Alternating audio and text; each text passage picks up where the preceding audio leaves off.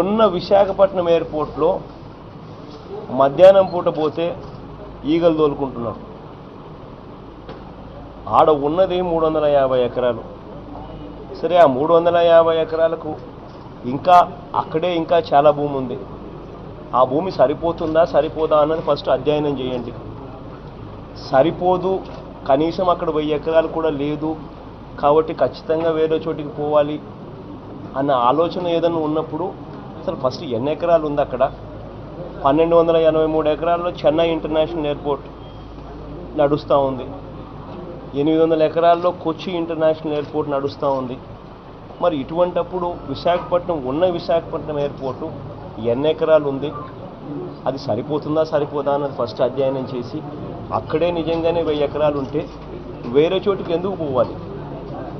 International ఎయిర్పోర్టుకు కొచ్చి international airport 800 ఎకరాలతో నడుస్తూ ఉన్నప్పుడు, Chennai international airport 1283 ఎకరాలతో నడుస్తూ ఉన్నప్పుడు ఇది ఏ రకంగా న్యాయం? ఉన్న విశాఖపట్నం ఎయిర్పోర్ట్ను బాగా ఉన్నదాన్ని వదిలేసి వేరే చోటికి పోయి ఎయిర్పోర్ట్ పేరిట అక్వైర్ చేయాలి అని చెప్పి దిక్కుమాలిన ఆలోచన చేయడం, రైతులు కడుపు కొట్టడం నిజంగా ఎంత మటుకు ధర్మం అని అడుగుతా ఉన్నా.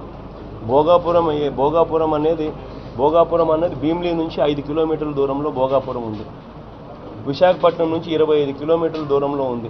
ఇక్కడ భూమి పూజ చేస్తా ఉన్న ఈ అంతర్జాతీయ విమానాశ్రయం ఉత్తరాంధ్రకు కిరీటం కాబోతా ఉంది అని చెప్పడానికి సంతోషపడతా ఉన్నాను.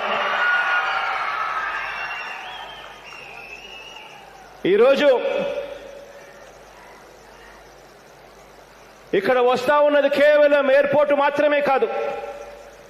విజయనగరం, విశాఖ, శ్రీకాకుళం ఈ మూడింటికి కూడా దాదాపుగా సమాన దూరంలోనే ఈ ఎయిర్పోర్టు రాబోతా ఉంది.